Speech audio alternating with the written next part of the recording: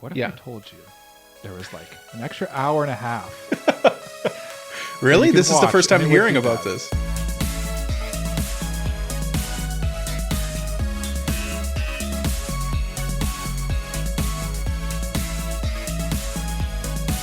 There's a word for that. Yeah. It'll come to me. All right, Krombu Weebs. My name is Cole. His name is Mike. His name is Jay. We like anime, and this is episode 182 of AniPro. Jay's back, ladies and gentlemen. Jay's back. Good to see you, Jay. Cole edited in like cheers and applause. No, or crickets. edited Or crickets. No in boos between. and, like, Yeah. No. I'm gonna put in like outrageous cheering. Okay. Jay. Okay, here we go. Let's do a trial run. Jay's back this week, guys. it's like a single guy clapping. Yeah. Shia LaBeouf clapping. Exactly what I thought of too. Yeah, this week we're recording a review here. We're reviewing Beyond the Boundary. Ooh. From KyoAni. We're also going to be revealing our next slate of reviews based on your suggestions as the listeners. So this should be a very fun episode. We're also just gonna chat. We got a mailbag question here as well.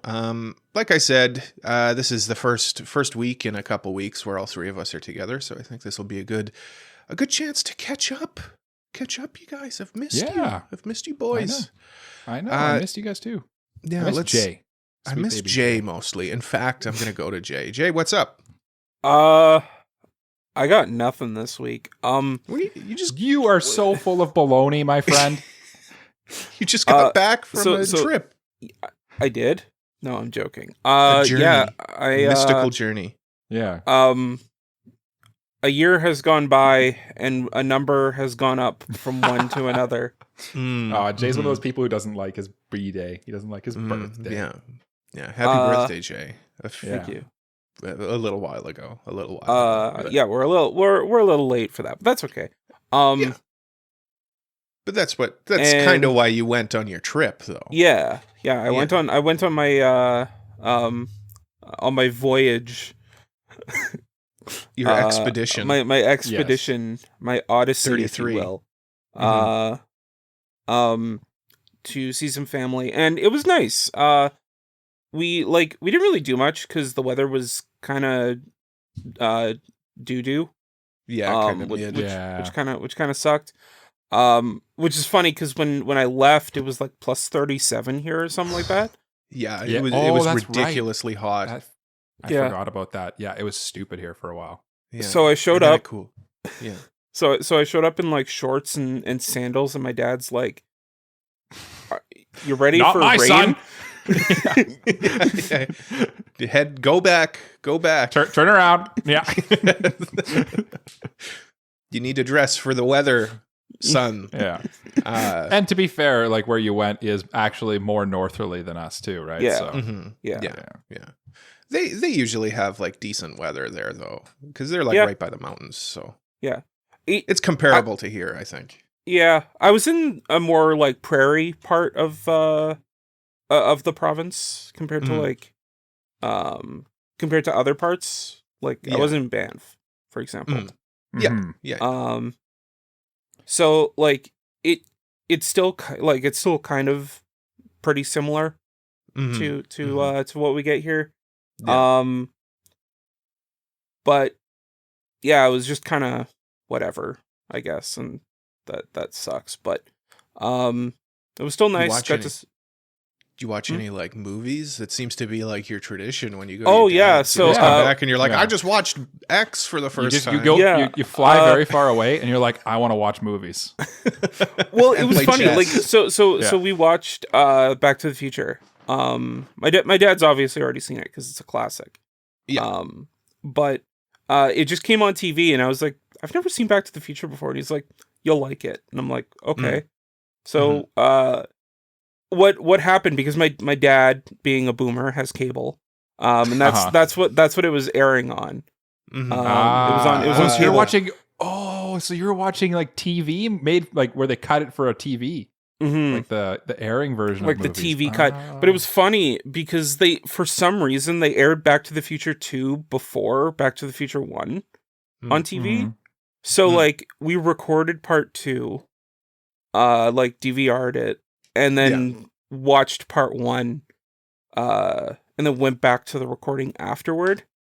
See, that's the move, though, because then, like, you watch the first movie, you know. Obviously, the move is you watch them chronological order, but that's not what I'm talking about. Like, you watch the first movie, and you get annoyed at the commercials on the first part of the movie, right? Yeah. And then you've DVR'd the second, part 2, so you can just fast forward through the commercials. I like it. You get annoyed, and then you find relief. The thing that kind of sucked though is like this was literally the day I was flying back home. That we started the Back to the Future marathon. So like I got halfway through the second one. Oh, okay. When I was like, okay, now I have to catch a flight. So I'll like remember where I left off and just watch it later because all 3 movies are also on Amazon. Oh, okay, good to know. Yeah. I knew they were on something. Yeah. And like, I feel like, I think when you were talking about this in our Discord, which I don't remember, did Cole say join our Discord and stuff like that? Please do that as well. Let's say that I did. And let's say that I did, and you're just reminding everybody. So thank you. Yeah. Infallible Cole did not forget, but I will remind you nonetheless. Please join our Discord. Either go to AniProPod.com Discord. I think that still works. Or there's a link in the description of the episode. But Jay, when you were talking about it in our Discord, I was like, I'm going to out myself here, but I have never seen literally any of Back to the Future at all. The first one genuinely is probably one of my favorite like classic movies now. It's really good. Okay. It's a classic. Does it have like the famous line in it? I can't go 55 or whatever it is. What is I'm thinking of Van Halen song, but when it hits 88 miles per hour. Is that it? 88 miles per hour? Yeah, so he's like, when the car, when it hits 88 miles per hour, you're going to see some serious shit. Okay. Or the famous line at the end of the movie, where we're going, we don't need roads. And then the car starts flying. Okay. Yeah. Which is also really cool about the trilogy. It literally picks up every single time. It picks up right where the last one leaves off. So like if you watch them like back to back, it's like you're watching one long movie. It's nice. just a I like good that. continuation. What about the aspect of the movie where Michael J. Fox's mom wants to like jump him? Yeah. Yeah, that one's a little weird. Especially watching with your dad, I guess, too, right? Yeah. Well, he's already seen it, so like he knew. And like classic dad move, he's like quoting like every line before it happens. Yeah. Well, that's us watching Star Wars Episode 3. Yeah. Or watching any Lord of the Rings movie with Nug Deep. But it's fun. I like it. Where he just recites it like perfectly. It adds enjoyment, I would say, if everyone has also seen it. Yeah. But like if I was my first watch, I'd find that maybe not as fun. Yeah, that's fair. Yeah. That's kind of how it was for me. At least watching the first one. He didn't really do it for the second one. Okay, he didn't know that one as well. Yeah. The first one's definitely the classic that everybody watches over and over again. Yeah. Okay. But both of his parents are weird because his mom like comes on to her own son that she doesn't know about yet. And his dad is a peeping Tom. Oh, okay. Interesting. Yeah. But like I feel like you can't fault the mom for that because like how would she possibly know? How would she right? Like Yeah. You can't blame her. It's just we know. Yeah. She's essentially groomed him to be her perfect man if you think about it because she raised him. Yeah. And so like Yeah. That's weird. This is getting weirder the more I think think about it. Yeah. That's you know odd. what? Let's just move on. Plot. It probably is an anime plot. It's probably a light novel plot. I also heard recently that Back to the Future is never going to be remade while the creators are alive because really they don't want anyone but Michael J. Fox to play Marty McFly. Yeah. Okay. Good. I'm of the opinion you shouldn't like remake these classic movies. Like Yeah. I know why they do. We talk about this all the time. It's it's Cash. the big, Cash. It's the big cash flow. But it's the like, scratch. what's from a creative standpoint? What's the point? Like that movie's already there. It's already arguably a masterpiece. Yeah. Like if I wanted to watch Back to the Future, I don't need like a reimagination of it. I'll just watch this excellent movie. Yeah. From the 80s. Oh, so you get to That's watch. kind of how I feel about the Jurassic Park remakes, where it's like, I love the original 3 Jurassic Parks. Mm-hmm. And then like the Jurassic World ones are okay, but it's just like unnecessary. It feels unnecessary. It doesn't feel like it doesn't really fit in. It doesn't feel right. It doesn't have the same vibe. But at the same time, because I'm like that, like I can say like things don't ruin those old movies for me as well. Like Jurassic Park, the first Jurassic Park, I've said it before, I'll say it again, I'll die on this hill. It's a perfect movie. Same with Star Wars. Like, of course, I appreciate the original 6 Star Warses, despite the sequel trilogy not being the best. Yeah. And I've come around on that too. I really kind of liked the 7th one, and then they go downhill from there. But that's neither here nor there. The 7th one is fine. It's just like it's A New Hope, but again. Yeah, which was fine. Yeah, which is fine if that's what you were going for. But I don't want to relitigate. We've talked about this so many times. Yeah. but yeah, if you're looking to watch Back to the Future, watch the first one. Definitely. It's really good. I can't call anything a perfect movie, but like it's pretty darn close. Nice. Yeah. Good. It's fun to find those kind of movies. Yeah. Mm-hmm. And like something like Back to the Future, I feel like, going back to your remaking it thing, I feel like specifically that movie would not do well as a remake, because so much of it is based on like nostalgia and like campiness. Yeah. Mm-hmm. Like imagine if the DeLorean was like, I don't know, a 2025, or a Tesla, like it doesn't have the same vibe. It doesn't have the same vibe at all. Yeah. The DeLorean is like, I was going to say like a 2025 Nissan Sentra, and you're like, it's iconic. If it did come out today, like literally this year in 2025, they'd be going back in time to 1995. Yeah, it's so crazy. That's so crazy. That's like I saw, like if Bowling for Soup, that song 1985 came out, now it'd be talking about like 2006 or something. Which is like a trip to think about. Yeah. Robert Zemeckis is the director. I'm sorry. Yes. I think I said Jerry Bruckheimer, but that's I think that's the CSI guy. Well, guess what, Cole? You fooled me. And Jerry Bruckheimer is I've seen that name everywhere. I couldn't tell you what he's done, but he gets around, that guy. Oh, I think he's a TV guy, but it's Robert Zemeckis that I'm thinking of. Didn't Spielberg also? He was one of the producers. Yeah, because it's Amblin. Yeah. And then one of the producers of the movie wanted to call it Spaceman from Pluto. Hey man, I'm in. You should have went with that one. They should have went with that. Very confusing. Also, terrific like theme song for that movie, The Power of Love by Huey Lewis and the News. Oh, great song. Love that song. Yeah. Oh yeah. There's 2 movies that feature Huey Lewis and the News prominently, and they're both classics. And they're both very different movies. American Psycho. Oh yeah. I think I didn't hold on. Do you remember the movie Oliver and Company? No. By the way, I looked up Jerry Bruckheimer. That guy, he gets around, and he was super. He did The Rock, Con Air, Armageddon, Cole's favorite Armageddon, Beverly Hills Cop, Top Gun, Bad Boys, Pirates of the Caribbean, National Treasure, Black Hawk Down. This guy has made a lot of good movies out in the days. Yeah. Huey I don't know if Lewis I'd call and him the the News. GOAT. Huey Lewis and the News. Well, actually, it was just Huey Lewis was also involved with the soundtrack for Oliver and Company, along with Billy Joel and Barry Manilow. That's not the movie that like... It's an animated movie. Okay, no. Yeah, it's good. It's a classic, kind of it's an animated movie? You wouldn't understand. 88 Disney movie. Is this someone upstairs? Like the Cheech from Cheech and Chong? Yes, it is. Yeah.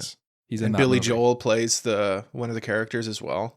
And it's a musical too, so that's what's probably this why movie? You know so much about it, because you're Oliver and Company. Well, we used to watch it all the time as kids. Oh, really? Oliver is like a kitten, and the company is like a pack of stray dogs. Yeah. I've definitely seen the It looks familiar. the cover It before, does. but I've never seen the movie. Mhm, Okay. mhm. Yeah. Anyway. Anyway. Yes. we've really like gone off the Cole, rails here. Cole, you take it over. Oh, my Cole, turn. I'm what's going gonna on? I'm gonna steal the ball from Jay. I'm gonna pass it to you, Cole. Okay, thank you. Well, continuing off of my latest obsession that we talked about a little bit last week, man, I have been bitten by the F1 bug, Mike and Yes, Jay. I know. Yeah. It's absurd. I watched. What I will say is though, if you remember back to last week, Mike and Jay, I know you listened to the episode.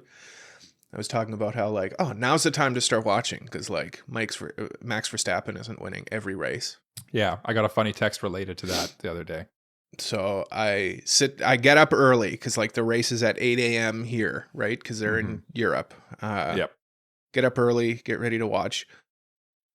Max Verstappen makes like the pass of the century. Like everybody will not shut up about this pass that he made on the first turn of That's Imola. pretty good. Guys, pretty good at driving. He's pretty good at driving. And then he just led the whole race. Led the whole race. But you know what? I've found my team that I'm going to cheer for. I'm an Aston Martin fan. Just root for them to get second place. Yeah. So now I'm just going to root for them to do as well as they can. So it's kind of you pick your team and you just kind of hope for the best because you know it's going to be either Max Verstappen or one of the McLaren cars that are going to win. And the cool thing, Cole, I feel like we'll get lost in the wash here is like people will like you're watching it now and you're watching Max Verstappen and in the moment you're like, oh, it's boring. He wins every time. Yeah. But like 20 years from now, you're going to look back and be like, man, I watched like one of the greatest do their thing and it was so annoying. You know, like it'd be like watching Tiger Woods at his peak and you're like, oh, this guy wins every time. Or Schumacher, like in the late 90s. Yeah. Where watching it's like, Tom Brady win all his Super Bowls. Yeah, he wins like every race, but then yeah, you're right. You look back on it, and it's like he was one of the goats, and we're kind of living through that. But right now, it's annoying. Oh, for sure. And it's funny because a few times I've tried to watch because I always forget that the races are happening. So it's like they're at random times, so I never know when it's happening. I always forget. But like the few I've watched, it's been like, oh, Verstappen's like 20 seconds ahead. Yeah, which like if you don't watch racing, 20 seconds ahead in like a race is like. You might as well be like the other people might not even be in the race with you. Like you're just driving a car. Eclipse track first, alone. the rest nowhere. Exactly. Not like exactly. Yeah. Like maybe even worse because it's like the rest. There's like two races happening. One guy doing a time trial and then everybody else. It's like me playing F1 on like easy mode. You know, like I'm just killing everybody. And he's unlocked easy mode. I don't know. It's kind of funny that Cole went to this right after watching Uma Musume. It's like he's like, okay, I've had enough with the weeby races. Now I gotta watch the real stuff. Yeah, I have a need for speed. I just need to see things going fast. Uma Musume though is still in my heart. Man, Cinderella Grey has been really good though. Oh, Jay, Cinderella Grey. Yeah, it has been really good. But I'm not done talking about F1. So if you wouldn't mind, continue. I was doom scrolling on Instagram as we all do from time to time, and I get this ad from F1, the F1 store. Oh wow, big sale going on. Click it. Oh no. Oh, this is dangerous for Cole. Oh, nice. Yeah, here we go. Some nice polo shirts. So I order 3 polo shirts and it comes out to 50 something bucks. After a little bit of time, I'm like, okay, well, I better check like the status of my order. So I punch in my order number. Like I look up f1store.com, whatever. Pull it up on my computer, punch in my order number. There is no order with this number associated with it. Uh-oh. Okay, better look up F1 store scam. Oh, no. Yeah, I got scammed. Oh, no. Good life lesson, I guess. Like, at least it wasn't hundreds of dollars. It was like, 50 bucks. Yeah. So I'm like, well, that sucks. But... live and learn. You know what? Live and learn. You know what? The problem is like the scammers and the fake stuff nowadays. it's too good. It really is. Like I grew up on the internet. I am quite well versed in the internet, and it gets me sometimes, right? Like I'll be like I see something and I'm like, this feels weird. And then I'll look and I'll be like, oh man, like if it's fooling me and you, like if it's fooling the three of us, yeah, man, I fear for my parents and stuff. Yeah. It's like, it's easy. Like, you know, people are like, well, how did you not realize that was fake? I'm like, they're like, because the sale on it was 80% off, right? okay. So in hindsight, you think like, that's too good to be true. Yeah. But when I'm doing it and like I'm new to this, I'm like, oh, they must like have like a big sale to get rid of like old stock before they restock on new stuff. And the website was like perfect. Honestly, perfect. There wasn't any, like, I've gone back and looked at it to like say like, was there anything other than like the price to indicate that this was a scam? Yeah. There was no like filler text or anything on this website. It's insane. The Like detail immaculate. that they went into it. Yeah. Yeah. What's the thing is like, I feel like most of the time you're protected by like how incompetent they are and how low effort like most scams are. Yeah. But like now, if someone just puts a little bit of effort into it, it's like, oh, this is trouble. Like we're in bad trouble here. Yeah. And it's not a good thing. So I'm holding out hope. Like I know that it's not real, obviously. What I'm holding out hope for is that I'm going to get a package in the mail with like some cheap, awful, like knockoff stuff. You're going to get like a thimble sized t-shirt for like a hamster. No, like I hope it's just cheap Yeah. t-shirts. Cause then it's like I can wear them Then and you're like fine. it's a story, right?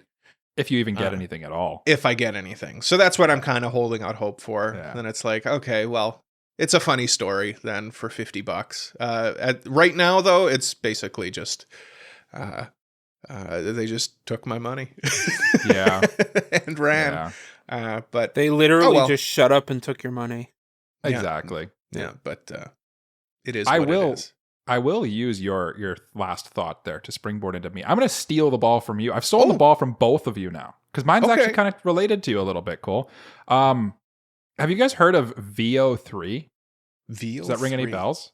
It's I sent in our business chat. I sent a YouTube link. Give that a watch while I describe what this is. So Google just released a new AI tool called VO3, and it's Okay. designed to make AI generated videos from text prompts. And frankly, it's like concerning how good it is because like I genuinely am like kind of like what Cole was talking about, like how good these websites and stuff are getting. Like with AI this good and the ability to have like audio and stuff, I really like. How are you going to know what's real going forward? Like this is, it was the first thing I've watched in a while that actually like I watched it. I'm like, man, we're cooked. We're cooked. Yeah, Like how you can't do tell. we? Yeah. So, like, let me know if you give that a little bit of a watch and just like how ridiculous it is. Because I'll have to check it out on the break. Okay. I'm watching it a little bit right now. Yeah, that just looks like a movie. It looks like kind of a Like a low generic budget movie. Hollywood movie. Yeah. Yeah. I don't know if I even say low budget, but the thing that's saving us is that like this tool costs like I think it's like $300 a month or something. Mm-hmm. But Yeah, like that's Well, yeah, we're just a AI. little scary. Yeah. yeah. Well, that's maybe- true. Yeah, That is that's true. that's true. This That is true. We podcast are is just AI. like a sentence punched into an AI program, and Yeah. Yeah. Give me a podcast with 3 cringe hosts talking about anime. And make this is them the like result. and then they printed one out and then it was like another podcast and then we're like no more cringe. More cringe. Like those memes where it's like I want someone who's Canadian and it's like no, make them more Canadian. And all of a sudden they're like by the end they're like holding a jug of maple syrup while like riding a moose. Yeah, exactly. That's us. That's us. That's what we do. Us. Yeah. Exactly. In reality, we're just one dude typing up prompts into That's right. VO3, and Yeah. this is the end result. Yep. Yeah. What great You've software. been had. Yeah, been had. we've tricked you. Yeah. speaking of But scams, I do want to just say, like, what is your thoughts on AI a little bit? Because I feel like a lot of people are very scared of it, Mhm. and I feel like it's one of those very. And if you don't want to have like a take, I guess that's fine if you don't want to be controversial. But I think it's worth having a discussion about real quick. Yeah. I think I come down as it's a very useful tool, but it's just that. It's not. And I think we're getting to the point now where if you are choosing to completely avoid it, you're going to get left behind because everyone's going to learn to use it, and it's going to change the way things are done, I think, unfortunately. Yeah. So but I think it's only as good as what you put into it. Is so it basically is a tool, right? Like that's how I see it. Yeah. No, I completely agree. Like, there is some hesitancy, of course, just based on how it's being used sometimes, but I don't blame the tool necessarily for that. It's malicious actors who are using it, right? Right. But you're going to get that with any cutting edge tool, right? So, the jury's still out, I think, for me. Like, of course, I still use it sometimes for, well, this podcast from time to time. Yeah. But yeah, like the script that we read while we're recording here is all AI generated, right? Like we're just reading from a script. Yeah, we're just reading script. Clearly. But yeah, like obviously you see stuff like this and it's like, well, what's like the future of like filmmaking and stuff like that? I get concerned when AI is making art, like the film that tool that I described, the VO or VO3 or whatever, is like a specifically designed to make cinema movies. Yeah. And like art and stuff like that. I find it's very good at making like soulless art. You know, like where it's just slop. It's just the art that makes it slop. Yeah. And like if you just want like a logo for your baseball team, honestly, I think AI art is probably fine. But if you're like trying to actually like draw something that's worth someone would pay money for, I don't know. I don't think that's where it's at. I don't think it doesn't have soul to it. You can feel it. Yeah. Like Michael Bay is probably concerned about AI. Yes. Because he's like, now what? Now how am I going to make money off of making soulless films? Like exactly though. Like that clip I sent you of this demo from that thing just looks like a Michael Bay film. It has that like kind of soulless look to it, right? It looks like Transformers 2 or something. Yeah, a little bit. Like, yeah, or like Bad Boys or something. Yeah, just a Michael Bay movie. Jay, do you want to jump in here? Or yeah, sure. Yeah. I think the biggest concern, at least for me, and I know a lot of people feel this way too, is like kind of how it makes its art, because it can steal art, like an actual person's art that they worked hard on and didn't give permission for the AI to use. Yeah. When people were going around and making Ghibli stuff with the AI art. And I'm sure Hayao Miyazaki was sitting somewhere just like punching drywall as that. Looking at these memes. Has nothing to do with this though. He just was doing. He's just an angry dude. Yeah. And like for the people who have had their art stolen by AI, like I feel for those people. Yes. So like, I think like if you're using it to try and remake or use something that you don't have permission for, that is a problem. But at the same time, like you guys were alluding to, it's all about how you use it. And I think there are good ways to use AI. Right. Like for example, when for our second half here, we have our thoughts for our show that we're reviewing. So we just quickly throw it into AI and just say like, instead of us sitting there and being like, "Hey, what's a good order for these?" We just throw it in AI and AI just tell it, put this in an order that makes sense, like for a good conversation flow. And it's good at stuff like that where it's like, oh, okay, this one's about this, one's about this. So then you don't have. It's just that saves me 3 minutes of thinking. That really wouldn't me doing that in myself wouldn't add anything to the final product. You know, it's a workflow tool, really. Yeah, is what it is. It's good for coming up with like synopsises as well. If we don't, it's good at being succinct. Yeah. So yeah, I think we all kind of come down on the same place. Like it's controversial. Certainly, we're not blind to that. But it's a good tool for. And I think there are people who are using it incorrectly. Absolutely, and for nefarious reasons, and of course that. And I think Yeah. that in and of itself is a problem. But like, that's not the tool's fault. Yeah. Mhm. Exactly. Yeah. Like people I use do all think- kinds of things incorrectly and Yeah. for Yeah, nefarious reasons. I do think it's very like you said, Jay, the concern comes from how they're trained and how they're built, and then the Yeah. environmental stuff too, because they use like a ton of power, and then that's just polluting if you're getting your Yeah. power from coal or something like that. But I guess Not me. my It doesn't final mean me. thought, I want to say before we move on into our announcing our reviews is like, I think things like AI are very good at getting rid of the menial tasks for us people, right? Yeah. And what are people like the best at? And I think we're designed to be creative. We're designed to create things and art and stuff like that. Whereas like if you use AI to get rid of the boring stuff and then still create interesting stuff, I think that's probably okay. But if you're using it to create like whole cloth, then it's just what's the point of doing it at all? That's where I'd come down. Yeah. I always say please and thank you to the AI. Just in case. I do too. And Just in I case. saw a thing where the OpenAI CEO said, please stop being so polite to the AI because it actually makes it use more power. Okay, good to know. Yeah. I hadn't thought of that, but sure. But it's fine. I Be don't care ruder if to I- the AI. Yeah. I think they mean like when you say thank you, now it's got to generate a response. for that. Exactly. Yeah. Yeah. If you just say thank you, but yeah, I always say please, and I always ask it instead of for example, I just said like, I like that. Can you quickly add it? And it's just like, no, I could just say add a table instead of like saying, can you quickly? But Can you I'm just quickly add a table? It's like no. if it's not too much problem. work for you, if if you wouldn't mind, Yeah.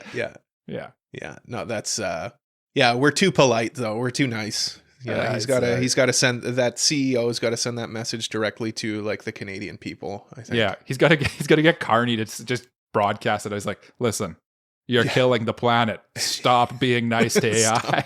Stop being nice to the AI. Mike, you alluded to this though. Let's announce our next slate of reviews based on our listener suggestions. Yeah. So how did we get these suggestions? How did we get these suggestions? Well, we asked for them. Mike, what? Why don't you go into this? This was your baby. So it was kind of. I guess I should. Yeah, I shouldn't throw my work on you, Cole. Basically, we thought like why. Usually, we always pick our own reviews, just totally we pluck them out of the ether, right? It's just like whatever our little heart's desires are. And I was kind of thinking, I'm like, why do we do this? And we do it for the listeners. We do it for you. Look right at you right there. It's disturbing. And what would be good? I think it'd be worthwhile to just like review some things that you want us to review. So we got a bunch of listeners to submit things in our Discord into this like poll that we had or whatever, and just submit a bunch of shows they'd like to see us review. And in total, we got 110 shows suggested to us. Girthy. That's a girthy submission. You guys knocked it out of the park. And I'm assuming that all three of us have selected something from this list for our next review. Yeah. I did. I did. Yes. Okay. Yeah. I did. Did you guys? I did. Yeah. No, Jay? no, I'm kidding. I actually have multiple that I'm interested I have in. two. I'm very curious what you guys are going to pick. Because there's we got everything from like super popular shows to shows we have already reviewed to like very obscure things I've literally never heard of and could barely find what that is when I looked it up. Yeah. And I could go any way on it. So yeah. Do we want to do this in traditional AniPro order then, I guess? I think that's the move. Okay. Well, of course I would say that, right? Because traditional AniPro order dictates I go first. Number one. He's number one. I picked one out. It's one that's been on my watch list for a long time. I've read the manga, and I love the manga. It's a beautiful, beautiful manga. And I've always been curious if the anime lives up to it. It is a 2018 anime from Studio Troika. Tags Yuri, female protagonist. LGBTQ plus themes. I picked Bloom Into You. I had a feeling. Yeah. Really, really sweet manga. And I've heard good things about the anime. But we'll see. I'm curious about it. I'm very curious. It's been, like I said, it's been on my watch list for a long time. So I'm glad you picked it because like I've genuinely, it's like I think it's regarded as like one of the all-time Yuris, like one of the goats of Yuri. Yeah. And like I've kind of always wanted to check it out purely from that, just to be like, all right, because I like seeing like, okay, what's like the quintessential thing, and then seeing it, and you're like, okay, I can kind of see it, right? Yeah. Yeah. And that's from that perspective, I'm really interested in this one. So it's just a nice, sweet love story, and it's yeah. So that's my pick. That's my pick. Bloom Into You. What about you, Mike? Well, I have picked something totally different. Oh, which I would hope so, because like we're different people and we don't want to review the same thing twice, like, and which is good because you didn't steal mine. So thank you for that. You're welcome. That's why I picked that one. Yes, I exactly. knew which one you were gonna pick. Oh, and you got to go first, so you didn't have to worry about getting stolen. You lucky. I did have a backup just in case we wanted to mess with the order. Okay. So what did I pick? I looked through the list of 110 and I said, there's a few that stood out to me, more than a few actually, and I was kind of having a hard time deciding. And then my heart went to one. And my thought process was, okay, my last one I made us review was Uma Musume. And I wanted to check out a show that had like something that we normally would not dive into on our own. Just basically something totally different from what we'd normally check out. And I said, you know what? Uma Musume, great show. It was not an idol anime. It was a sports anime. So let's dive into more idol anime, I think. Okay. I said, what would be the best thing for us to review? Simply, it's the restart of the Bang Dream franchise. Bang Dream, It's My Go is my choice. Okay. It's my choice. It's my go. Okay. So if you're wondering what it's about, it's basically a group of high school girls come together to form a band, but not for fun. Not just for funs and giggles, Cole, like you're usually into with your high school band shows, but out of a deep need to express the things they can't say out loud. Ooh. What follows is a story of friendship, loneliness, and finding meaning through music. With emotional depth, striking visuals, and a grounded take on teen struggles, this entry in the Bang Dream franchise stands out for its raw, character-driven storytelling. 13 episodes, came out in 2013. Studio Sanzigen? I'm assuming, but they're probably a 3D studio, because I think most of the Bang Dream stuff is 3D CG, which will be interesting as well. And the nice thing with this is it's basically like a complete, you can watch this standalone having never watched a single Bang Dream thing before, and you'd be totally good. Yeah. Which one is this? Bang Dream? It's My Go. It's My Go. I'm just trying to find it here. Yeah. It came out a couple seasons, and actually Ave Mujika, which came out last season, or Ave Mujika, is actually the sequel to it. And the other thing that stood out to me with this is I remember somebody on YouTube commented on the episode where we did the seasonal preview for that, saying like, if you like Ave Mujika, like you should watch It's My Go, because it's technically the prequel. Okay. So okay, I'm interested to watch it. I'm curious. I think it'll be different than our usual fare, but I think in a good way. Also, it's rated quite well. I'm sold. You got me. You got me. He's in. This guy's in. Okay. 82%. Holy moly. I know. That's what brought me into Ave Mujika, because it was like rated like 84, 86%. I was like, what the heck? What the heck? Okay. Huh. Yeah. Jalen, sweet baby Jay. Yeah. Let us know. What do you say? I'm in. Okay. I'm interested. You're forcibly in anyway, so it's okay. Yeah. But it's your go. It's not my go anymore. But it is my go. So I was looking through the list, and like I feel like I had like multiple stages of choices, depending on how many were on that list, because people kept adding shows where I was like, oh, we should review that, or we should do that. Yeah. But then one came in, and I was like, nope, I'm sold. That's the one. Oh. Okay. And it's a show that, you know, we're watching some good shows coming up, but I also want to throw in something a little bit more cerebral. Okay. Oh, okay. In fact, cerebral. I want to invade. No, I'm not gonna My throw brain? it. I'm not just gonna. No, do it. drop I know where you're going. I know what show you're picking now, so I like it. It's a 2020 show with a 77% average score. And it's a show that I started watching, really enjoyed, and for whatever reason didn't pick back up. But I wanna review it because it seemed pretty good. Our third show is It Invaded. I'm in. Nice. I'm in. I'm in. I'm definitely in. That one definitely that one stood out to me too, actually, when I was looking through the list. So yeah, that's been one that's kind of been on the periphery of my interest. So yeah, I'm interested in this one, definitely. Yeah. I mean, recommendations off the top with this one: Psychopaths. You know, I love Psychopaths. Link Click, Boogie Pop. Yeah, good stuff. Good and stuff. at the same time, I'm very disappointed with Your Forma, and I want something that'll make me valid. Feel better. Yeah, and that's fair. I'm excited for this pick because I'm always, oh man, Paprika is one of the recommended too. And Sunny Boy. Jay, you might be onto something here. Yeah, Sweet baby Jay. We have I like our little list of reviews here. I feel like we picked some winners. Thank you, listeners, for submitting them. Yeah.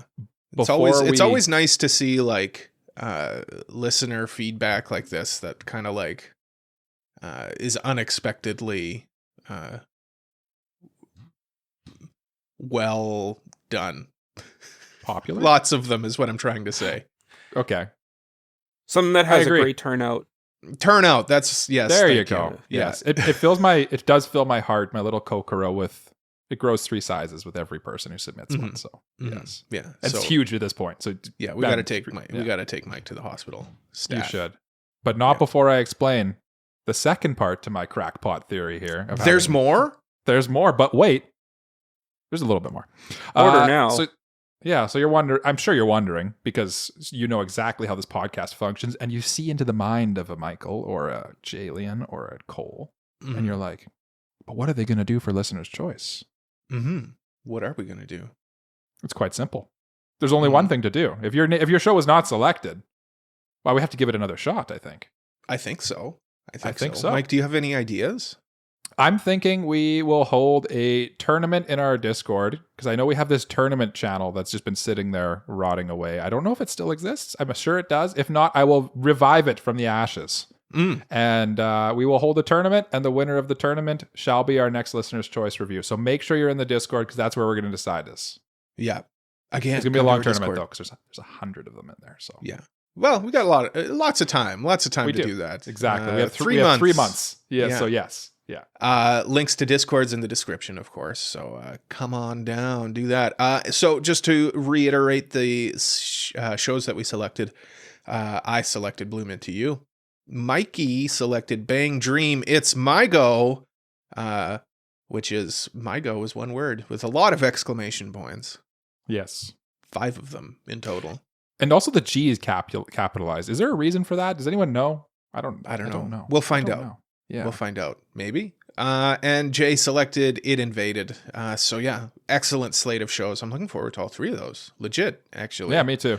Yeah. And there will be a listener's choice tournament on Discord that we'll get going soon. So make sure you're in the Discord, like we said.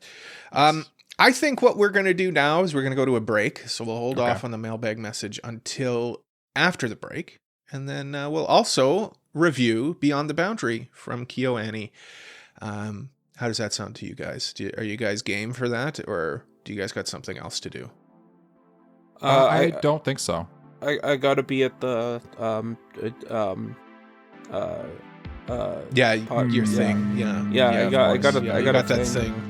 You got that thing. So, well, maybe we'll make it a quick break. Mike's revving up. Break.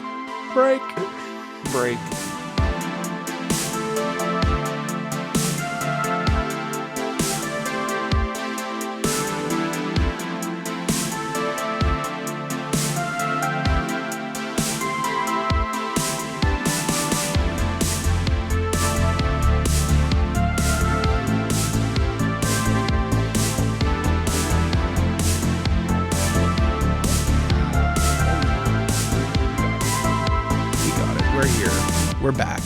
Welcome back, everybody. Yeah. This is AniPro. You knew that, though. Just listen to 30 seconds of music. Or maybe, like, a couple minutes of music. Or if you come to it, if you join our Patreon, you don't have to listen to that ad. Just a heads up. Just a heads up. True. Or for whatever reason, you just, like, skipped the first half and went straight here, which, like, odd move, but, like, I respect it. Well, maybe honestly, like, I think a lot of people will be like, if say like you're like into Beyond the Boundary and you don't give a crap about us as hosts, valid move. I get it. Yeah, that would be maybe fair, you'll learn to love us though. Or Maybe. hate us. Yeah. I'm hoping. Can you learn to love me?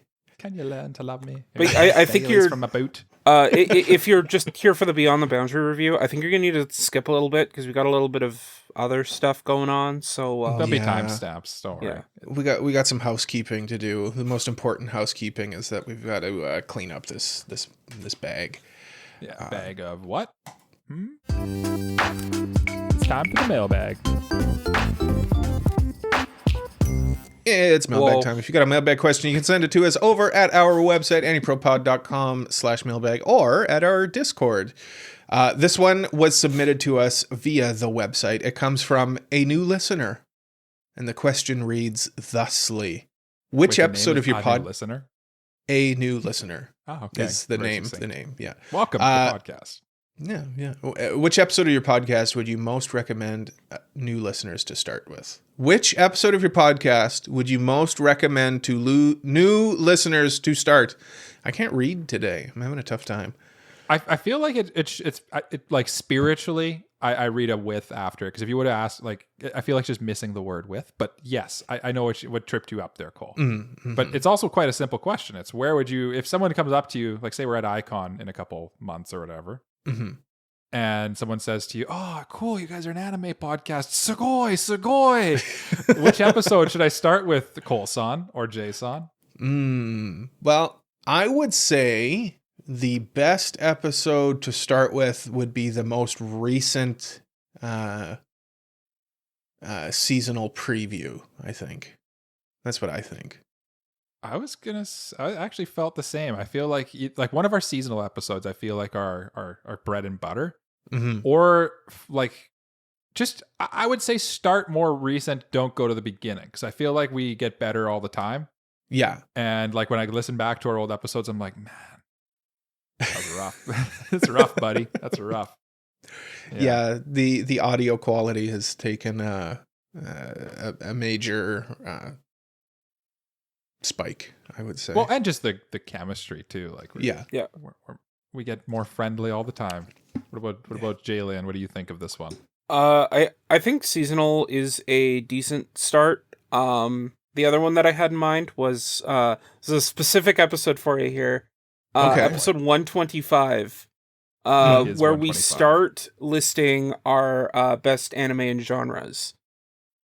Okay. Those are good episodes. We should do that stuff again, actually. And the reason I say that is because it kind of gives you an idea of like who we are, what we value in anime, and like why we think certain things are good and what we think might not be good. So that way when you go into our reviews or you go into our like seasonal check-ins or like what we're looking forward to in certain shows, you kind of get an idea of like, okay, this is why they like, or this is why they're looking forward to it, or this is why they're liking it, XYZ, whatever. Yeah. I think it comes down to two types of listeners. If you want to just listen to banter, I would say just kind of pick the most recent episode. Yeah. Because our generic standard episodes, we have a lot more banter involved. If you want more brass tacks, you want anime, you're here for anime. I would say seasonal episodes or something along those lines. That would be my recommendation to somebody who's looking for where to start with us. Yeah, because I feel like there's like everybody wants something different in a podcast, and it's hard to like. It's hard to. Some people want the banter. Like, I'm a banter guy. I like the banter. Yeah, but I feel like a lot of people are like, oh, I just want the business. I want the meat. Those are the people who are right now screaming, just review Beyond the Boundary already. What are you doing? Yeah. you can't. Anyway, you just have a feeling, and I would just recommend look through the last like 20 episodes, find one that you find interesting. I really do like Jay's choice though, actually, because I feel like that is one that probably you're going to get to know us a little bit, while also it's pretty good content. It's pretty good content. Mm-hmm. Yeah, and like you said, Mike, we should probably revisit that idea too. Maybe we'll do tags or something like that, or I don't know. We'll think of something. So those are good episodes. So thank you for the question, a new listener. We appreciate it. Thanks for subscribing. Questions. Yeah. Send us or more following. questions. They just said they're listening. They didn't subscribe yet. So please help us out and do subscribe, and do all the things. Leave a review somewhere, because it actually that's what helps our podcast grow. And then more people can find AniPro. More new listeners can be found. Yeah. Next question would come from another new listener, hopefully. Also a new listener. That's the sequel. Yeah. Part 2. All right, guys. Let's satisfy those listeners who are looking forward to this review. Let's begin reviewing the anime from Kyoto Animation, known as Beyond the Boundary. And if you skip to this point, welcome. Welcome. Hi again. Good to see you around. We really appreciate it. This anime came out in 2013. Like I said, it's from Kyoto Animation. It's sitting at an average score on AniList of 74%, which is not too bad. Tags are superpower, urban fantasy, demons, school, etc., etc. I wrote up this synopsis myself with no help from any outside source. Straight from your brain. Straight from my brain. Beyond the Boundary follows Akihito Kanbara, a seemingly normal high school student who is actually a half Yomu, being born from the union between a human and a spirit. His life changes when he encounters Murai Kuriyama, a spirit world warrior with the rare ability to manipulate blood into weapons. Mirai initially sent to eliminate Akihito, but soon discovers he is immune to death. Ooh. Whoa. As the two form an uneasy alliance, they face off against deadly Yomu and uncover dark secrets surrounding Mirai's tragic past and Akihito's true nature.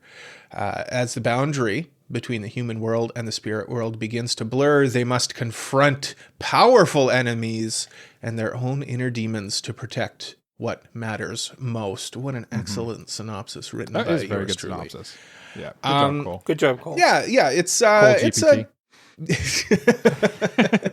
it's a general. It's an urban fantasy, as KyoAni is one to do. Before I throw it over to Mike to lead us in a round of AniPro thoughts, what about comparisons, recommendations? Mike, where would you fall on like a comparison on this one? So the one I kind of thought of while I was watching this a lot was one we've reviewed a long time ago, Charlotte. Came out, I think, after this technically. So maybe it was inspired a little bit by... No, I'm sure it was not an original.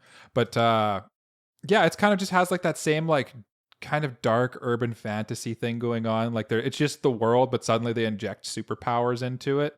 Yeah. It kind of has like a fairly generic-ish, but like also powerful main protagonist with like this waifu who's like obviously like the main driver of the show. Mm-hmm. It's kind of like well done from like a quality and production standpoint.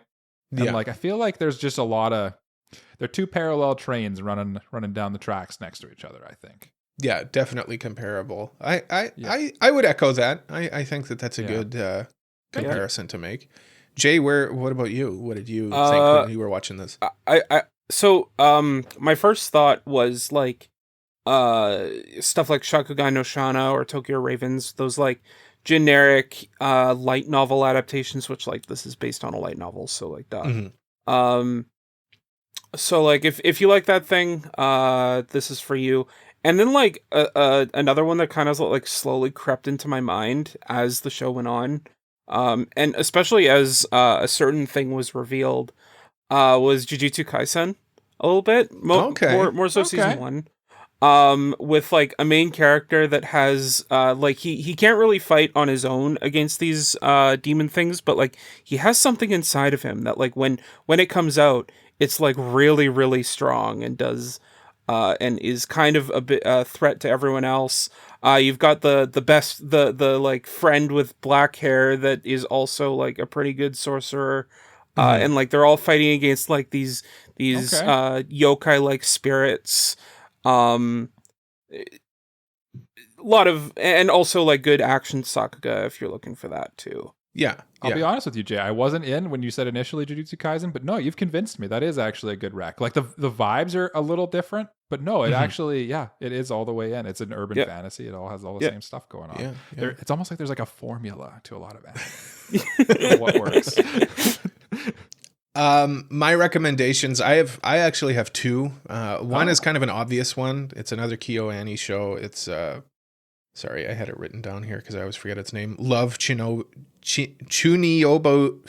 Chunibyo.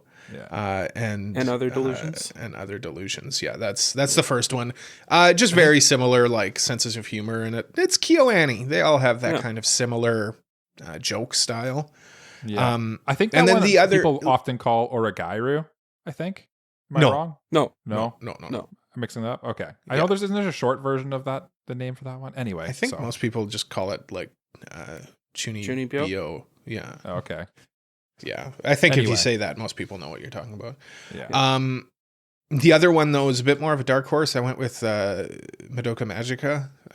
Just in that sense, kind of like it's a normal world, but there's kind of this underlying supernatural element to it as well. Like obviously Madoka Magica is like more dark, I guess, where this isn't quite that same tone, but they have similar themes, I guess, in terms of like the world. Does that make sense? Yeah, I think so. Okay. Okay. Yeah, I think that one was a bit more of a dark horse, but I don't know. I just kind of felt that while I was watching it midway through. How long did it take you guys to finish this, though? Like, was this an easy watch, or was it a bit tougher? Mike? I watched it essentially in one day. I watched like a couple episodes. I guess like 2 days technically, but like I watched a little bit the night before, and then I woke up and kind of just watched the rest of it yesterday. And it was just more I wouldn't say it was hard to get through. It was just like, I had to get through it for the podcast. So I was like, I'll just quickly watch this in one go and call it a day. It's kind of say. What about you guys? What was your watching experience for this one? Similar to yours. I had to kind of do it in bite-sized chunks. So like 2 episodes here, 2 episodes there. The problem was though, I ran out of days. So hence we're recording on an early morning, and the sun is absolutely beaming into my room.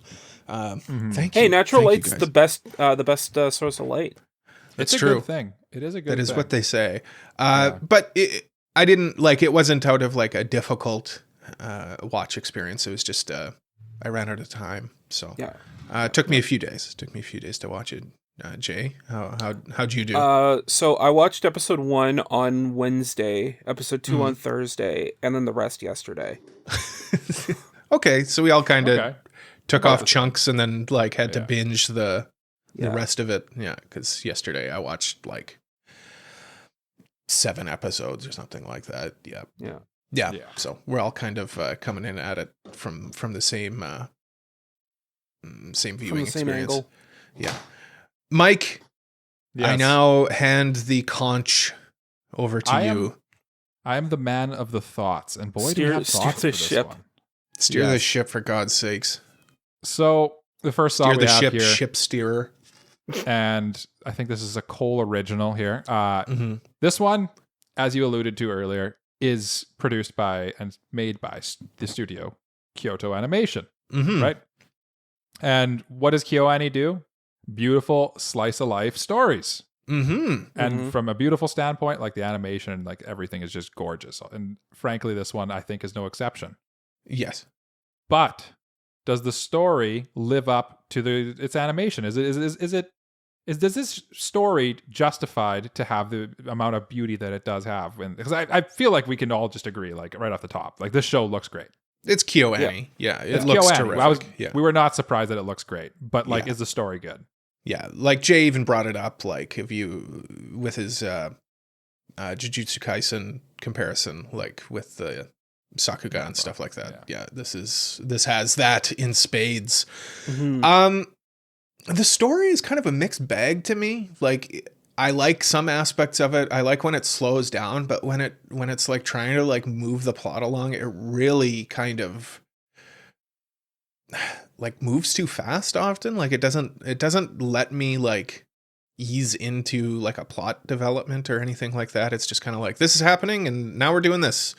Like my favorite episode was the one that was just kind of a standalone, like had nothing to do with anything. They were trying to fight this one Yomu with like idol dances and stuff like that.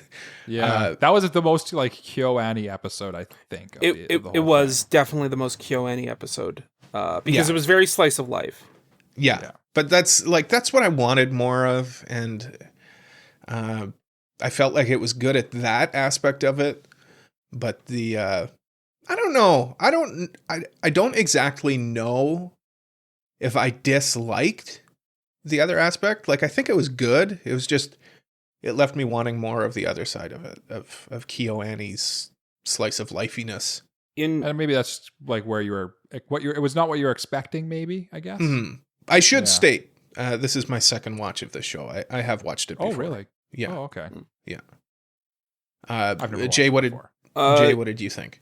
So, going into it, it felt like a very generic light novel adaptation narratively. Just like your run-of-the-mill action light novel thing, which I mentioned in the recommendations. And then like it went to the end, and my thought was, oh, this feels like an Axe light novel adaptation. So like it kind of feels like when they made it, the authors signed on to a three novel deal. And like the first volume came out or whatever, and it didn't sell that well, so they're like, okay, you're getting those 3 volumes and that's it. And then they made the anime to cut their losses or whatever. So like they only had 3 volumes of story to tell. And that didn't flesh everything out properly. So yeah. This is definitely like a whole story. Like there is an ending to this. There is an ending. Because it's 3 volumes. The novel ended before the anime even started. Right. They did the KyoAni thing where they basically will like put out the light novel the year before, and like while they're publishing the light novel, they are working on the anime. Yeah. But like it just feels like there could have been a lot more story to it had it been more successful, but it wasn't. So it just ended up, okay, we got to race to the end for the final volume. And so it's interesting you say that, because I'd be curious what the actual light novels had in terms of like what the actual ending is, because like you alluded to, there's 3 of them. And this 13 episodes wraps up quite I don't want to say nicely, but it wraps up for sure at the end of this. Like it feels like an ending, right? Yeah.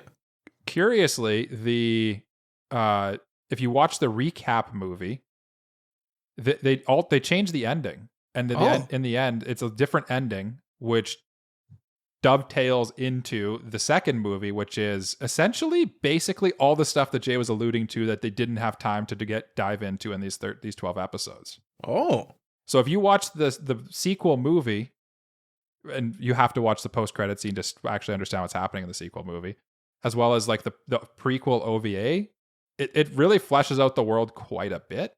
But as far as like the 12 episodes, do the 12 episodes live up to the animation? Is I think the question that was actually asked. And I kept thinking to myself like, oh man, this is kind of a waste. This is kind of a waste of KyoAni's talents. Yeah. It did feel like generic light novel adaptation number 48, but it just looks beautiful. Yeah. And like, even to the point where like, okay, there's each light novel, each arc takes about 3 episodes for a light novel to be adapted. So like at episode 3 or 4, there's a mini arc coming to an end, and then it's just it's very very formulaic, I would say. Yeah. So the other thing is like, this is a dark urban fantasy first and foremost, right? Like that's the and it's quite, and I'd say like that's not really KyoAni's vibe often, right? They kind of tend to more like, and I'm not the hugest KyoAni guy, but I do appreciate them. They generally are more slice of life and bubbly and cutesy, right? Mm-hmm. So like, how do you guys feel about the fit of that the KyoAni and dark urban fantasy? Do they kith or do they not kith? I think this goes to show like how truly like flexible KyoAni is. Where like people always think like you just alluded to, Mike, like they do bubbly slice of life stuff, but like they can do anything, and they can do anything well. Like you think of all of the, you know, your K-ons and your all of those, but like what about like Violet Evergarden, right? Like they're just really good at everything. It's just they choose to do kind of that bubbly comedy stuff, which is fine. I thought they did this really well. Like I thought, as far as the production aspect of the show, like it's tough to find faults in it. Like we've discussed, it looks beautiful. I think the voice acting's really well done. The like character like design of it is obviously very KyoAni, but it works well here as well too. Yeah. So I liked it. I felt like it was a nice meeting of two worlds. They went beyond their boundaries, if you will. Ooh, that just hit me. That was a good one. Jay, what did you think of what I just said? Am I right? Yeah, I do think like they do like they do have some of their trademark content in there. Like Mirai is like she's the bubbly KyoAni girl that's in every KyoAni show. Yeah, and she's like I'll just quickly say she's like an outrageously good character design. Yeah. Oh, yeah. Yeah. Well, we're going to talk about a certain aspect of her character design later. We will. That I enjoyed.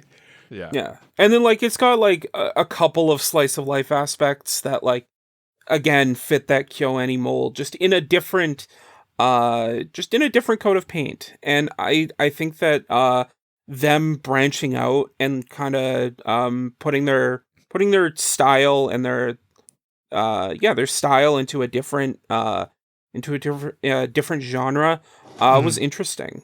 And I think they made it their own with this. I want them to do more stuff like this.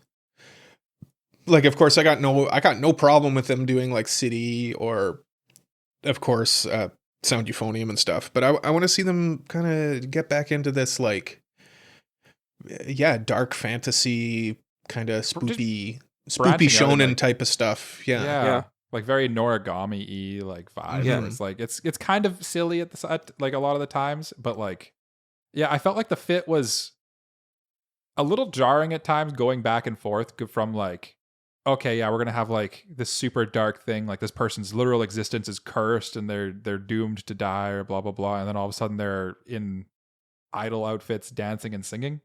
You know, like I feel like there was definitely a little bit of whiplash I felt at times with this, but I do feel like KyoAni as a whole, I think that they did a good job adapting this, and I'd like to see them do more serious and like fantastical things, because generally I don't think they do that much fantasy.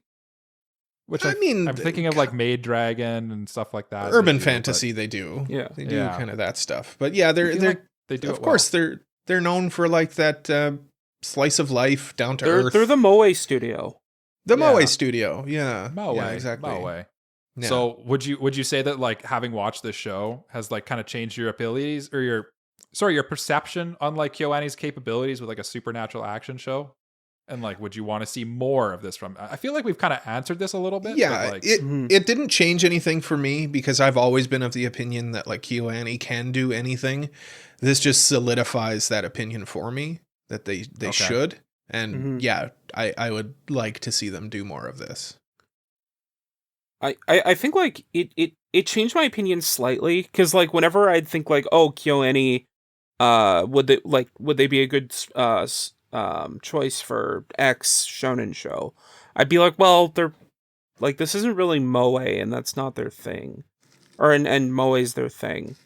But now like it's like, well, they've done Beyond the Boundary, and like they were really good at the action in that. So I think I think that putting them in the running for an action supernatural show is more viable, having seen this now. Yeah. I couldn't agree more, Jay. Like, if you would have asked me before watching this, like, okay, KyoAni's adapting, I don't know, Gachiakata or something. And it's like Kagurabachi, yeah. That's a good one, Kagurabachi. I'd be like, oh, that just feels like a weird fit, doesn't it? And then I'd be like, but they did do a good job with like the Sakuga scenes from Maid Dragon when they have their fights are like awesome, like top tier. So I'm like, I bet you they could probably do it. But now that I've seen this, I'm like, oh, they'd knock it out of the park. Like they could do anything pretty well. Yeah. Is I think what I'd say. And the production of this anime is definitely they didn't slouch at all. Yeah. Anyway. No. And they've kind of flexed in this that they can literally do anything. And it's kind of funny because when I first watched the show, I was like, oh, they definitely made this just to like fund another big project that they're working on. But like as I watched it, I was like, maybe I don't think that's maybe true. They did, but like or maybe they did, have but enough, like they have enough integrity in their like artistic vision to still produce something worthwhile. Yeah. Yeah. And it must have been popular because it got, like they said, the sequel movies and multiple OVAs. So it must have done quite well, I would say, at the time. I'm too far removed from this one's release to actually know anything about it, but... Yeah, I can't believe this came out 10 years ago. Yeah. Yeah. That's crazy. Because it looks... it holds up current. Like, it holds up easily. Yeah, it looks really good. Like, release this show this year, nobody would notice the difference. It'd be one of the best looking things this season. Yeah. Yeah, honestly, like props to their like action Sakuga. I mean, we've kind of said it, but I just want to reiterate like how good some of the action scenes are with your cute Moe blob fighting with her blood sword. It's awesome. And it's funny because like people talk about like, oh, anime fans are spoiled with Sakuga today. This was 12 years ago when we got this. Yeah. And it holds up. And it holds up. My hot take, I'm going to do a hot take here, guys. I would say that the Sakuga in this is better than the Sakuga in Solo Leveling Season 2. And that means nothing to you guys because I don't think you watched it, but like... No, I know what you mean. I would go off of that too. Yeah, it's like the Sakuga in this is more... The fight scenes are better too. It feels like there's more to it than a lot of modern Sakuga.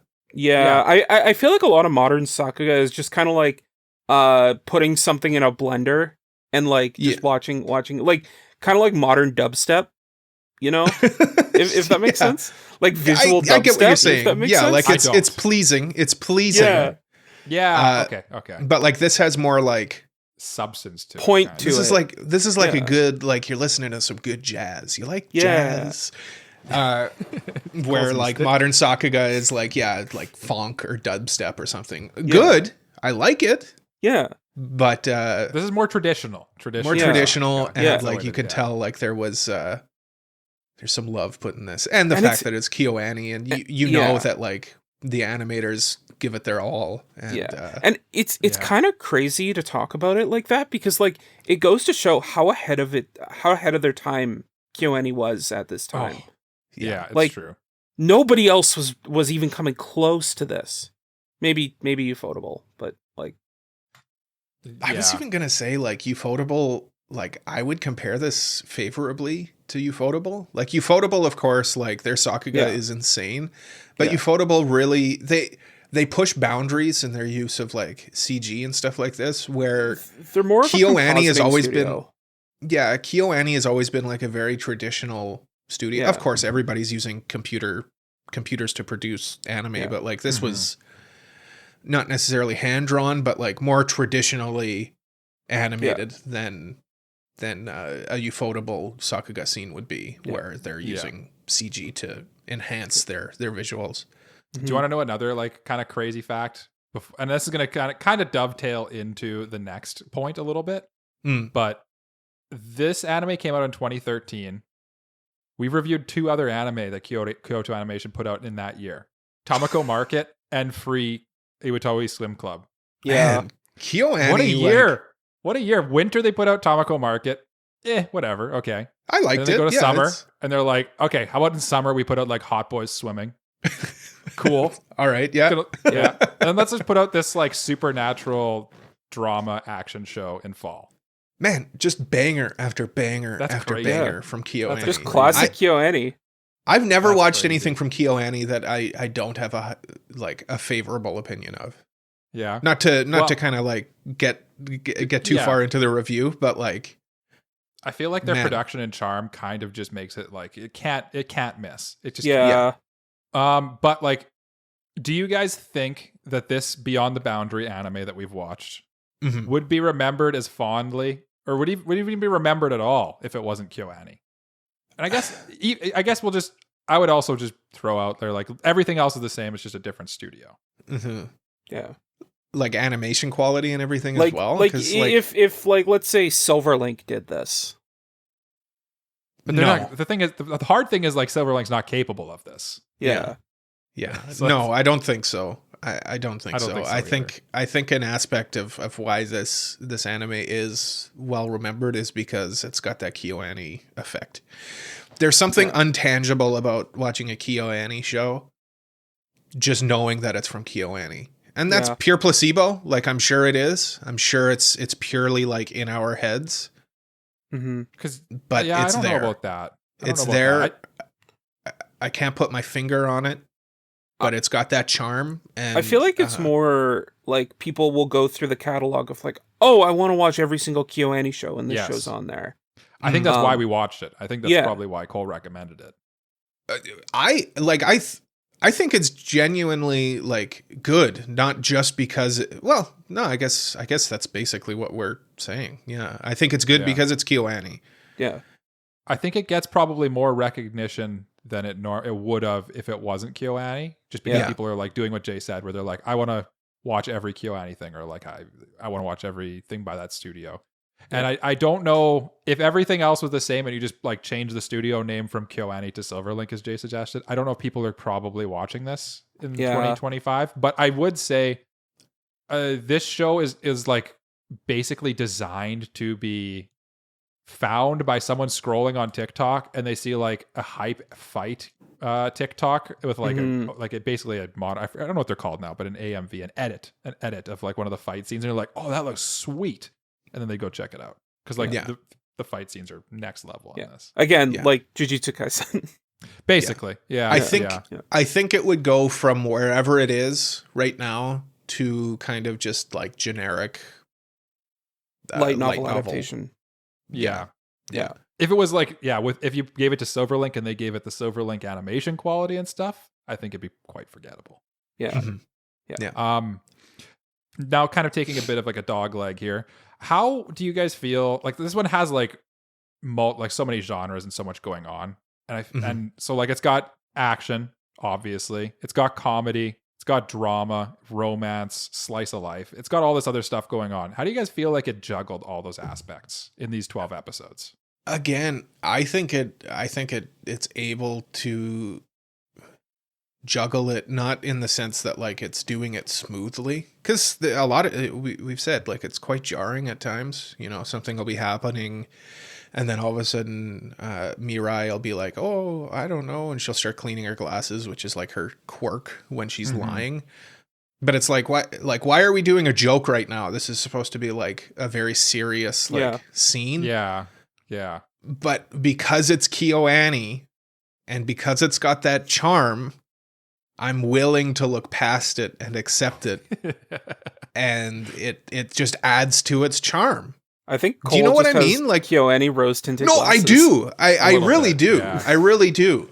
I accept that. Like that's part of reviewing stuff. I have to accept that I have those biases. those biases going into a review, and that's one of them. Like I think if it was Silverlink, like you said, who was trying to do like I pooping on Silverlink, but yeah, I know what you're saying. It's a private studio. We were thinking of Jay. What was your 10 out of 10 anime? We always make fun of you about. Guilty Crown? I thought of Guilty Crown Crown multiple times while watching this. To be like honest Guilty with you. Crown kind of has those same like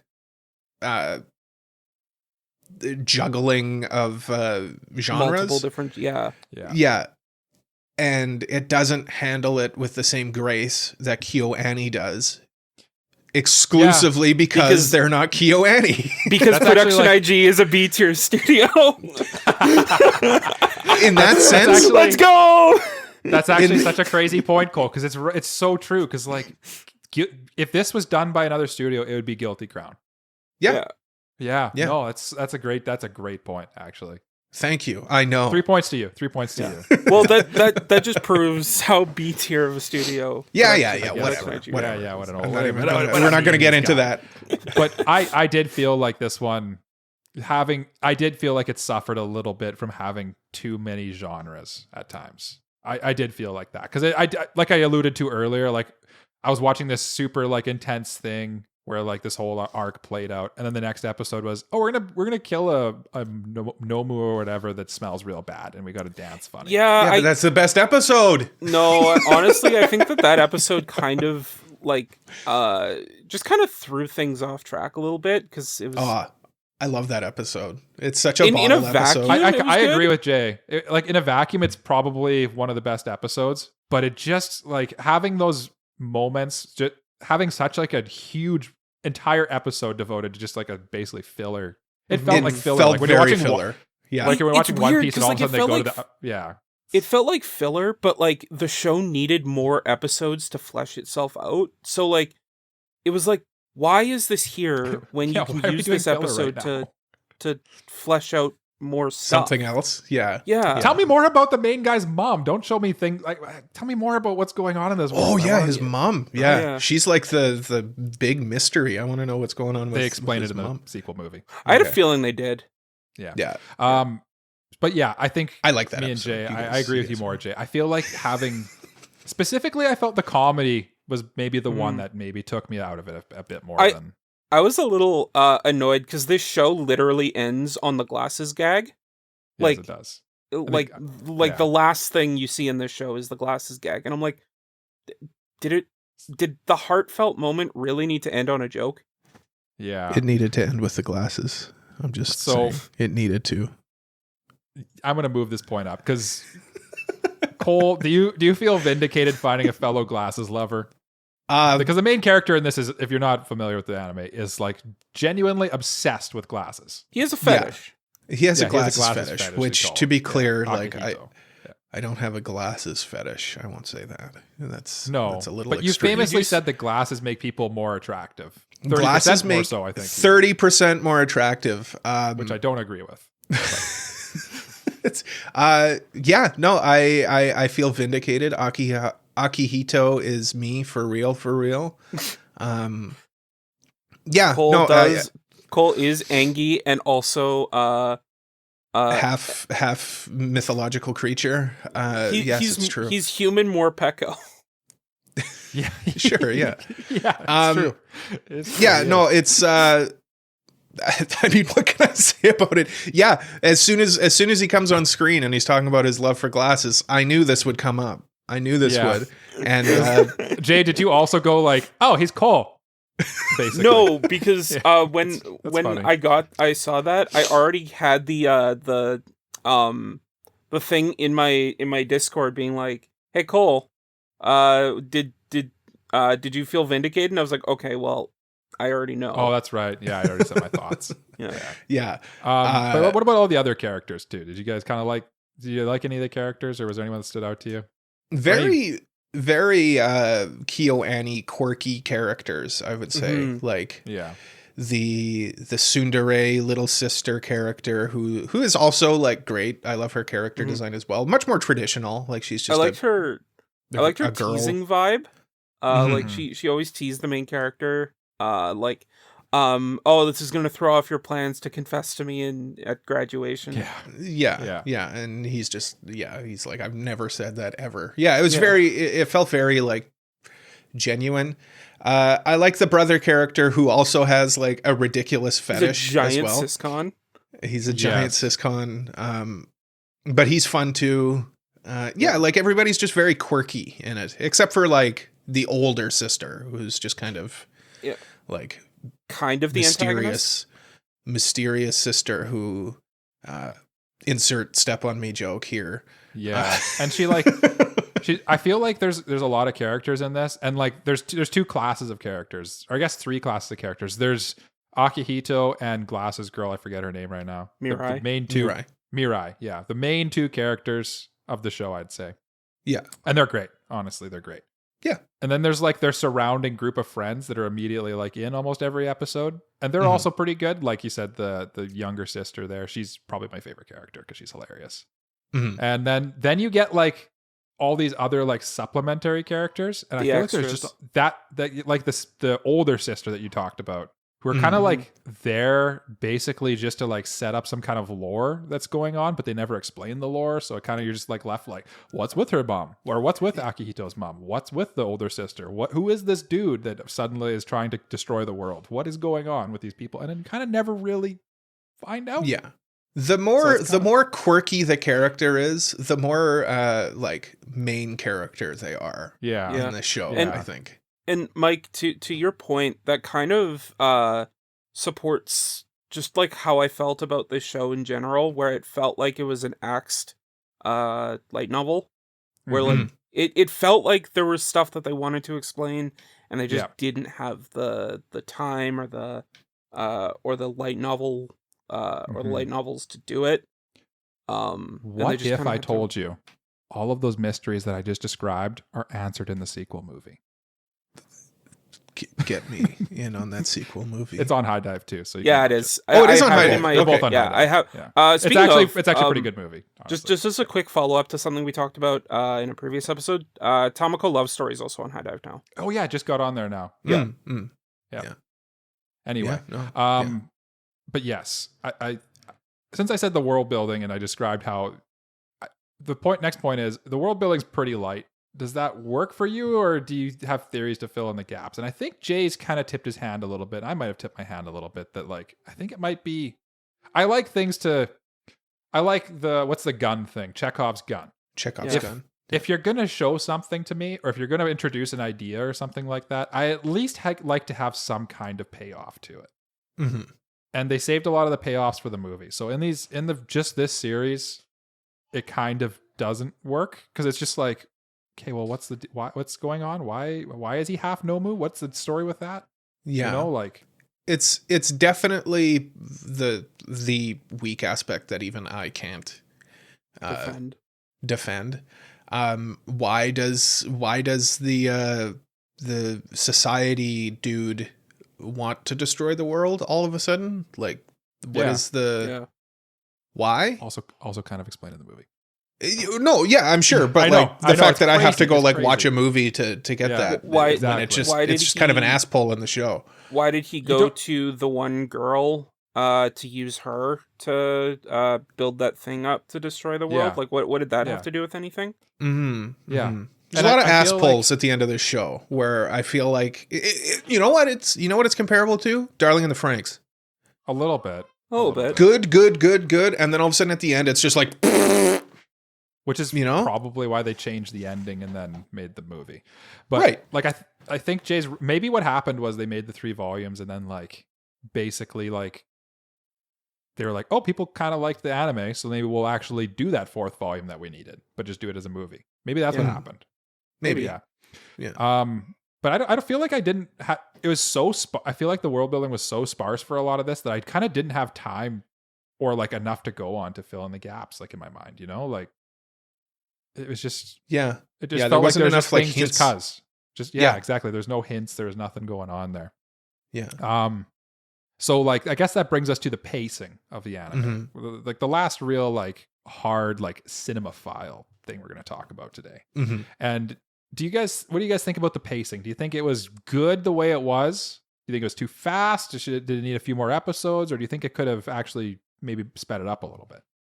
I think this could have used more episodes. I think we're probably unanimous on that. Yeah, for different reasons though. Like I think that's why I liked the filler episode, because it gives you a chance to kind of like slow down and just kind of like breathe and take in this environment and these quirky characters and stuff.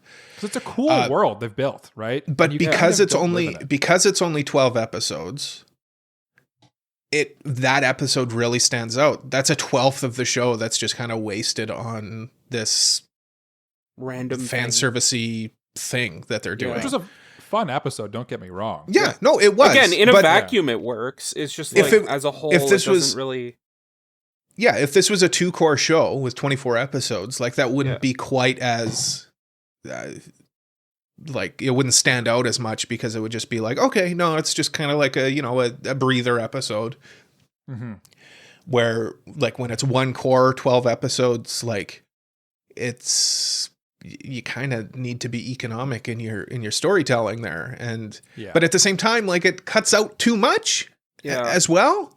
So it kind of that's the thing, is it kind of commits both sins a little bit, because it simultaneously has stuff in there that you don't need, that probably should have hit the cutting room floor if you're going to do 12 episodes. But it also, like, it feels like we needed more time to really, like, breathe and explore this world. So, like, it was maybe just bad directing, I guess, is what I guess we come down on that one. I don't know, right? if it's directing or if it's like the scripting. light novel having to rush things, or if it's the studio just being like, let's just make this one season of anime, see what happens, and then it just happened to sell well, so they made a movie to kind of wrap things up, flesh things out. But it, like, I just wish that there was more time to flesh out what was going with Akihiko, flesh out the whole situation with Mirai and, like, her thing. Like, just basically flesh everything out. Now, what if I told you there was, like, an extra hour and a half? Really? This is the first time hearing about this. Yeah, this is the first time you mentioned this the entire episode. It's no, crazy. I'm definitely interested. It greatly improved my enjoyment of this show, to the point where, like, when I finished the series, not to tip my hand for the final thought, but, like, when I finished the 12th episode, I was like, that's it. Yeah. That's all we get. And then I watched the movie, and, like, frankly, I was just like, I just gotta know. Because, like, and then I watched the movie and I'm like, oh, I feel like that's it. That's it. That makes way more sense. Yeah. Now we're done. Yeah. So if you haven't watched it, I recommend it. Now, we're out of the film buff stuff. We can take off our critique glasses and put on our critique hats. Oh, because I have we're going to talk about glasses. Oh, okay. These ones are very fitting. These ones are blue. These ones are blue. Okay. Yeah. Where does this one land on the? We've mythologized KyoAni. Right? It's this mythical studio. It's up on a pedestal. Yeah. And there's multiple pedestals with all their shows on it.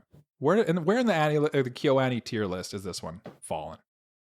I don't think this is bad. I agree. But we're rating it on a curve based on KyoAni. Like, I would throw this in with, like, the Shinobu or whatever, kind of like C tier. Good, not great. Yeah. Perfectly fine KyoAni shows. It's not up there with the Sound Euphoniums or the Violet Evergardens and stuff like that. But or it's even like Kobayashi's Maid Dragon or Clannad or anything like that. This is a C tier, I would say. This is around where Free is. Wherever Free is, this is right next to it. And Tomoko Market. Like, they put out a lot of, like, C tier things that year. Like, yeah, and, like, I wouldn't say any of those shows are bad. They're just kind of in comparison, just pale. You know? Yeah. Pale. Yeah. That's a good way of putting it. Yeah. They're just lacking. Maybe they were trying to do too much, and maybe they should have done 2 shows that year. And then maybe, you know? Maybe. I don't know. I like all 3 of those shows. I feel like Tomoko Market is probably like a B. I think that's more kind of like in their wheelhouse. Yeah. It's a bit more economic. It's the most traditionally KyoAni for sure. Yeah. This, though, I'd throw this kind of mid-tier KyoAni. Yeah. And I mean, Cole, I don't need to ask you because I know what your answer is going to be, but what's your favorite KyoAni? What's your top of your pedestal? Oh, Sound Euphonium. Yeah, exactly. Jay, what's yours? Violet Evergarden. Yeah, and mine's Maid Dragon. Yeah, Maid Dragon. Yeah. There you go. I love Maid Dragon. all 3, like, excellent shows. I wouldn't... Honestly, like, any KyoAni show that's your favorite, like, Nichijou is terrific. K-On, of course. Lucky Star. Love Lucky Star. We all love Lucky Star. No. Also, like, the original, most iconic waifu, too, Haruhi Suzumiya. Oh, Yeah. Haruhi Suzumiya. How can you not mention her too? Yeah. Yeah, I swear KyoAni's to pretty Haruhi. great. Yeah. Yeah, they're pretty Also- good. They're pretty good. Also, you know what else is pretty great? Hmm. Our final thoughts and ratings of this show. Jay, Oh. take it away. I think that this is a solid show that I feel needed a bit more time to flesh itself out, but also trim some of its fat in a weird way. Mike's gonna chime in and say, you know what would fix all that? And I'm gonna say, you know what, maybe you're right, but we're not talking about the movie. We're talking about the show. Yes. There's a and movie? yeah, the show, like, I think it has some good action Sakuga, and if you're like, man, I finished Jujutsu Kaisen season 2 and I want like kind of that flavor again, then like, yeah, I could give it like a soft recommendation because it does have some of the stuff that you'd be into. But it's probably not going to be as serious and as dark as Jujutsu Kaisen season 2 probably was. So kind of keep that in mind if you're listening to my recommendation. But if you like KyoAni stuff, I think that this is a fine show to watch. And you'll probably enjoy some aspects of it because it still does have that KyoAni charm, despite being more of a dark urban fantasy supernatural thing. With good action Sakuga, like I mentioned, and interesting direction. I really did like the ED for this show. We never talked about it. Yeah. But, I love the the ED was just like a good vibe. Also a great song. Yeah. Yeah. The OP was very KyoAni. Yeah. Yeah. And it did that thing that I'm really growing on, which the song started in the show and then it led into the ED. Mm-hmm. Yeah, which I love really that. like. I'm a sucker for that. Yeah. But yeah, it's not. This isn't the best show, but I definitely would consider it. Okay. Yeah. Good. Mike? I think Jay said a lot of the stuff I want to say, and I think when he mentioned the Jujutsu Kaisen comparison, I kind of think it's more akin to Jujutsu Kaisen season 1, actually, because it has those dark elements, but it also has the goofy slice of life elements, and it's kind of just for having so many different things it's trying to do all in one. It kind of doesn't. I feel like its identity gets a little muddied by doing so much things. The main reason I said when you finish season 2 is, like I'm saying, like if you're out of Jujutsu Kaisen stuff to watch and you're looking for something else. But I agree.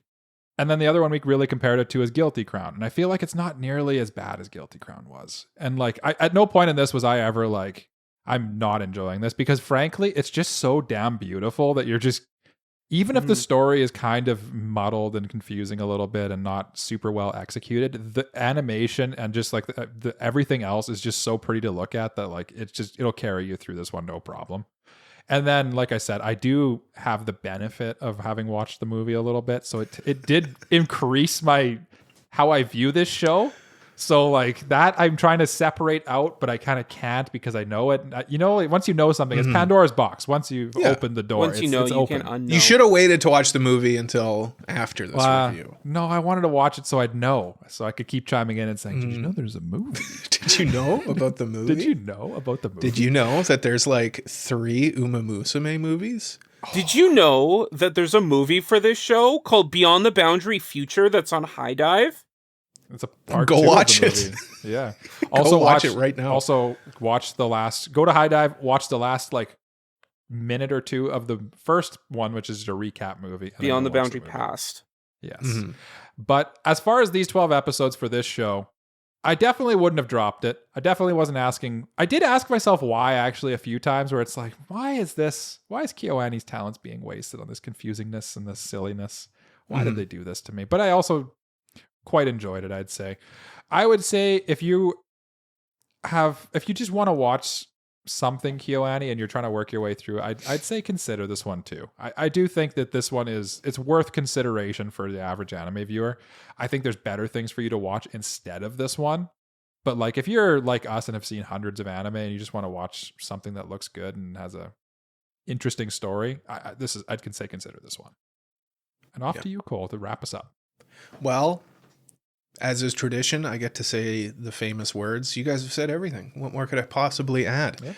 Yeah, this. there was confusing parts, but the KyoAni charm like is enough to make you go from what to like, oh, I like this. Booga. And then at the end, you're like, wait, hold on a second, what? You start know off what I mean? Ooga? Ooga? And then Booga? when And you're done, you're like, ooga booga. yeah. And then at the end, you're like, booga? Yeah. Booga? Yeah. But apparently there's a movie that answers a lot of questions, so I might check that out. You should. You'd like it. Have you heard of this? Yeah. This movie? It's also like there's like almost no comedy in the movie too, which I thought. Oh, well, that's no fun. I just to kind of go off of what you guys have said about kind of sometimes the comedy doesn't quite work. I enjoy it. I enjoyed it. Again, it's just KyoAni always brings their KyoAni-ness to everything that they do. It's like a Midas touch. That said, this isn't the best KyoAni show. I'm not going to like go out there and say like this is terrific because it's KyoAni. I'm going to say this is good because it's KyoAni. It's not a masterpiece by any aspect. I mean, I think this is 3 straights. Consider it. I would say just consider watching this. I wouldn't say, I don't think that you'll regret watching this show, but if it's on the fence, like don't feel bad if you're not going to watch it kind of thing. You know what I mean?